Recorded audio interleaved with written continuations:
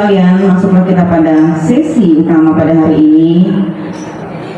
Hikmah halal bihalal 1446 Hijriah yang akan disampaikan oleh Bapak Ustadz Muhammad Juni. Kepada Bapak Ustadz Muhammad Juni kami silakan. Assalamualaikum warahmatullahi wabarakatuh.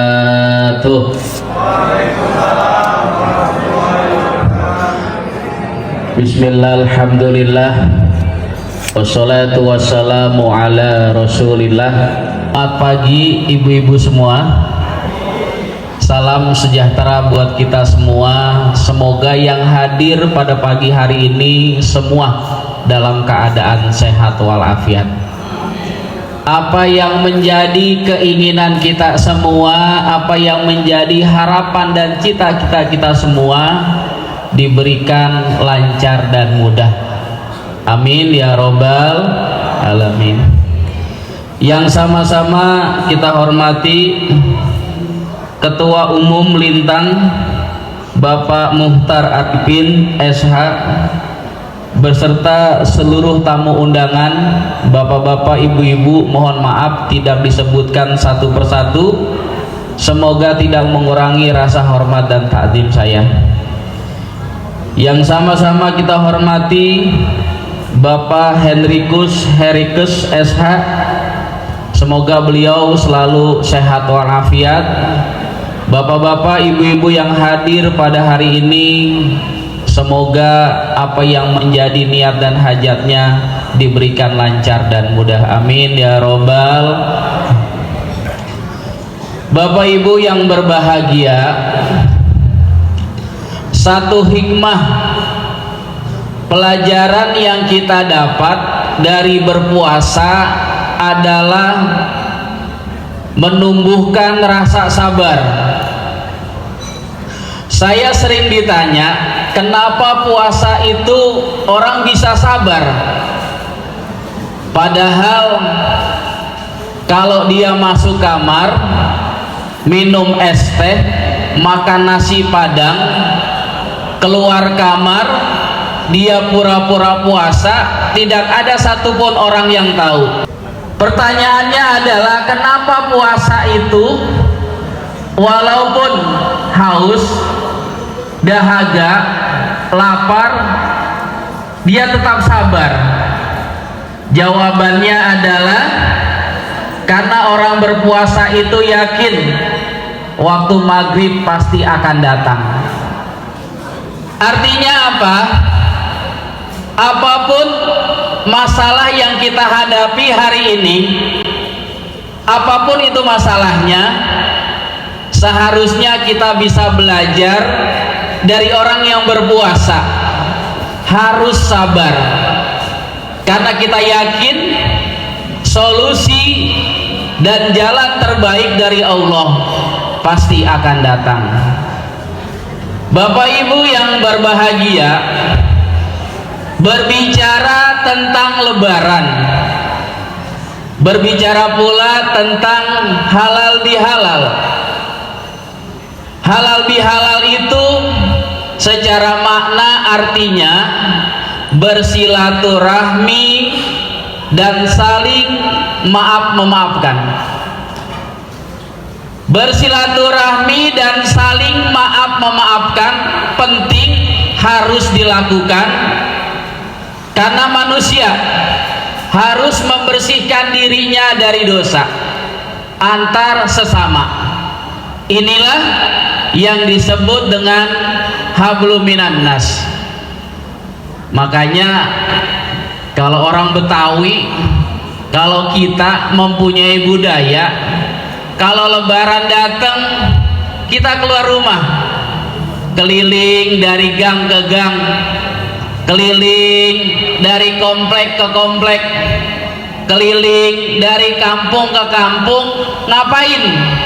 Maaf memaafkan, salam salaman, tebar senyuman, jaga persaudaraan, tumbuhkan rasa cinta, tumbuhkan rasa kasih sayang antar sesama, karena kita semua adalah bersaudara. Bapak Ibu yang berbahagia, maaf memaafkan tidak membuat orang itu lemah dan tidak membuat orang itu tidak berwibawa. Justru maaf memaafkan akan membuat orang itu mulia, bahkan sangat terhormat, sebagaimana yang dikatakan oleh baginda kita Nabi Muhammad sallallahu alaihi wasallam. Apa kata Rasul? Wa ma zadallahu abdan illa bil afi illa iza. Tidaklah aku menambahkan kepada seorang hamba yang dia mau memaafkan dan mau meminta maaf kecuali kemuliaan. Bapak Ibu yang berbahagia,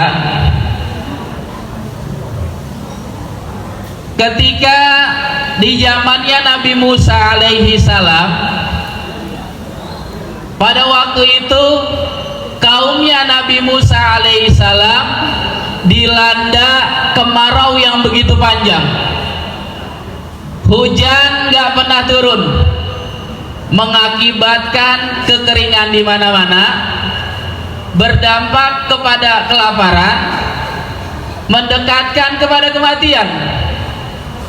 Akhirnya Nabi Musa alaihissalam beserta umatnya melaksanakan sholat istisqa, sholat minta hujan. Satu kali sholat istisqa dilaksanakan, hujan pun belum turun. 2 kali hingga 3 kali sholat istisqa dilaksanakan, hujan pun belum Allah turunkan. Kemudian Nabi Musa berdoa kepada Allah, ya Allah, aku dan umatku udah melaksanakan sholat istisqa, tapi kenapa hujan pun belum turun?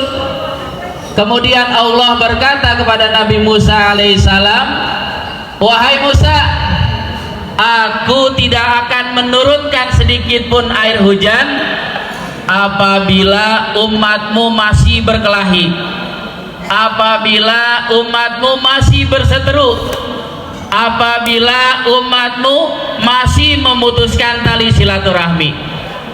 Begitu luar biasanya menjaga tali silaturahmi, sampai-sampai Allah tidak akan menurunkan rahmatnya sedikit pun kepada mereka yang memutuskan tali silaturahmi.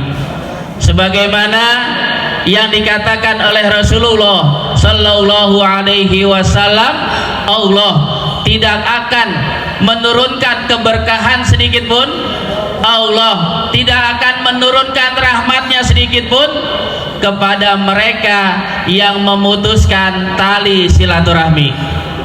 Bahkan dikuatkan oleh Rasulullah sallallahu alaihi wasallam, man ahabba ayyub sato rizquhu wa ayyun sa'alahu fi asarihi falyasil rahimah.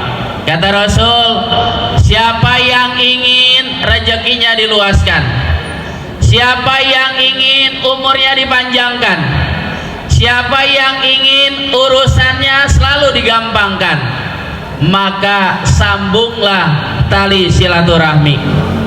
Kenapa? Silaturahmi kok bisa membuat umur kita panjang? Karena setiap kebaikan yang kita berikan akan ada doa yang didapatkan. Setiap kebaikan yang kita berikan, maka doa kebaikan yang akan kita terima. Makin banyak kebaikan yang kita berikan, makin banyak pula doa kebaikan yang akan sampai kepada kita. Kadang-kadang kalau kita biasa memberikan uang atau memberikan barang, biasanya banyak yang mendoakan kita, terima kasih Pak, semoga panjang umur, sehat walafiat. Ketika kita membantu, terima kasih Pak, semoga usahanya lancar, semoga rezekinya bertambah. Tanpa kita sadari, kebaikan yang kita berikan membuat umur kita panjang, sehat walafiat. Amin ya robbal alamin. Maka kalau kita seorang pengusaha, banyak-banyaklah bersilaturahmi, maka usaha yang kita lakukan akan diberikan mudah untuk lancar oleh Allah Subhanahu wa ta'ala. Seorang pedagang kalau diem baik, diem aja, hanya menawarkan barang kepada orang yang lewat, maka habis dan lakunya lama. Tapi kalau kita menawarkan barang yang kita punya, kita media sosialkan, kita tawarkan kepada kita punya saudara, kita tawarkan kepada kita punya rekan kerja, kita tawarkan kepada orang-orang yang pernah kenal sama kita. Tanpa kita sadari, barang dagangan yang kita promosikan akan dipromosikan lagi. Inilah yang dimaksud orang yang rajin bersilaturahmi akan dimudahkan segala urusannya, dan orang yang rajin bersilaturahmi akan dipanjangkan umurnya oleh Allah Subhanahu wa ta'ala. Kemudian Bapak Ibu yang berbahagia yang hadir hari ini, timbul pertanyaan, silaturahmi kepada siapakah yang paling utama? Silaturahmi kepada siapakah yang paling afdol? Dijelaskan oleh Rasulullah Sallallahu Alaihi Wasallam, silaturahmi yang paling utama, silaturahmi yang paling afdol adalah silaturahmi kepada kita punya keluarga. Kadang-kadang sering terjadi, kadang-kadang suka terjadi, silaturahmi kita kepada teman kerja kita, silaturahmi kita kepada rekan bisnis kita lebih hebat, lebih bagus daripada silaturahmi kita kepada kita punya keluarga. Lebih hebat, lebih terjaga silaturahmi kita kepada rekan bisnis, lebih bagus dan lebih terjaga kepada silaturahmi kepada teman kantor kerja kita. Tapi kadang-kadang silaturahmi kita kepada keluarga, lebih-lebih kepada orang tua kita, kadang-kadang tidak sebagus menjaga silaturahmi kita kepada orang lain. Padahal orang tersebut bukan satu nasab dengan kita, padahal orang tersebut bukan satu darah dengan kita, tapi kenapa silaturahmi kita kepada orang lain lebih hebat, lebih bagus daripada silaturahmi kita kepada keluarga kita sendiri? Maka ditegaskan oleh Rasulullah Sallallahu Alaihi Wasallam, la yadkhulul jannah qati'ur rahim, tidak akan masuk surga siapa? Mereka yang memutuskan tali silaturahmi, terlebih tali silaturahmi kita kepada keluarga, terlebih-lebih silaturahmi kita kepada orang tua. Bapak Ibu yang berbahagia, sedikit yang saya sampaikan tentang silaturahmi. Mari kita sama-sama menjaga nuansa halal bihalal ini dengan menguatkan tali silaturahmi. Kita sering dengar istilah lebaran. Apa itu lebaran? Lebaran asal kata dari lebar. Apa itu lebar? Lebar itu artinya luas.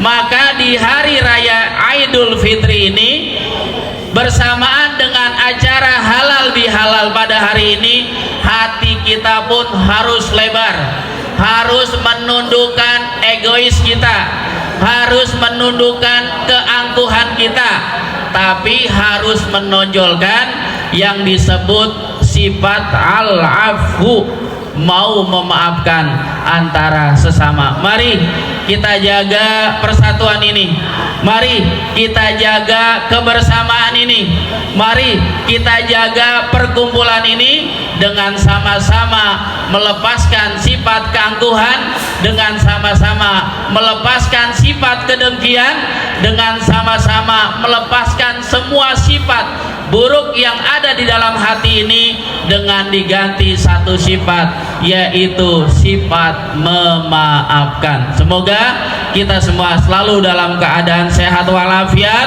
Allah berikan umur yang panjang, Allah mudahkan segala niat dan langkah baik kita semua, amin ya rabbal alamin. Wallahu muwaffiq ila ahwami thoriq. Summa assalamualaikum warahmatullahi wabarakatuh. Bapak Ibu sekalian, sejenak kita menundukkan kepala, kita berdoa dan bermunajat sesuai dengan keyakinan kita masing-masing. Mohon maaf yang beragama Islam mengikuti apa yang saya bacakan dengan membaca amin. Astaghfirullahaladzim, astaghfirullahaladzim. Allahumma salli ala sayyidina Muhammad wa ala ali sayyidina Muhammad salatan tunjina biha min jami' ahwali wal afat wa taqdilana biha min jami' hajat wa tutahhiruna biha min jami' sayiat wa tarfauna biha indaka a'lad darajat wa tubaliguna biha aqsal ghayat min jami' khairati fil hayati wa badal mamat. Allahumma inna nas'aluka salamatan fid din. Ya Allah, selamatkanlah agama kami, wa afiatan fil jasad, sehatkanlah badan kami, wa barokatan fi rizki, berkahilah rizki kami, wa taubatan qoblal maut, terimalah taubat sebelum kami meninggal, wa rahmatan indal maut, berilah rahmat ketika kami meninggal, wa maghfiratan ba'dal maut, ampunilah segala dosa dan kesalahan kami ketika meninggal. Allahumma hawin alaina fi sakaratil maut. Ya Allah, ringankanlah kami ketika kami sakaratul maut. Wan nadzata minan nar wal afwa indal hisab, ampunilah amal dan kebaikan kami ketika amal kami dihisab. Allahumma yasir ya muyasir wala tu'asir ya muyasir. Ya Allah, mudahkanlah segala urusan kami, mudahkanlah segala apa yang menjadi keinginan kami dengan selalu mendapatkan kemudahan dan keberkahan darimu ya Allah. Allahumma innaka afun karim tuhibbul afwa fa'fu anna ya karim. Ya Allah, ampunilah segala dosa kami. Ya Allah, ampunilah segala dosa istri kami. Ya Allah, ampunilah segala dosa dan kesalahan anak-anak kami. Ya Allah, janganlah Engkau menyiksa segala dosa dan kesalahan kami dengan tidak mudahnya segala urusan kami ya Allah ya arhamar rahimin. Rabbana atina fid dunya hasanah wa fil akhirati hasanah wa qina adzabannar. Wa sallallahu ala sayyidina Muhammadin wa ala alihi wa sahbihi wa sallam. Walhamdulillahi rabbil alamin.